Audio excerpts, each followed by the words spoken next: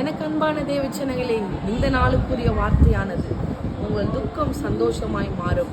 எனக்கு அன்பான தேவச்சனங்களே, என் நேரமும் அழுதுன்னு ஆண்டவரே, என் வாழ்க்கையில் ஒரு சந்தோஷம் வராதா, என் வாழ்க்கையில் ஒரு அற்புதம் நடக்காதான்னு சொல்லி நீங்கள் எதிர்பார்ப்போடு இருக்கலாம். ஆண்டவர் உங்களை பார்த்து சொல்கிறார், உங்கள் துக்கம் சந்தோஷமாக மாறும்.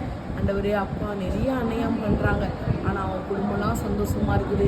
ஆண்டவர் எனக்கு விரோதமாக எழும்புறாங்க, அவங்களாம் சந்தோஷமாக இருக்கிறாங்க, ஆனால் நான் துக்கமாக இருக்கிறேன்னு சொல்லி கலங்கலாம். ஆண்டவர் உங்களை பார்த்து சொல்கிறாரு, உங்கள் துக்கம் சந்தோஷமாக மாறும். இன்றைக்கு அழுது புலம்புற உன்னுடைய புலம்பல் ஆனந்தமாய் கர்த்தர் மாற்ற போகிறாரு.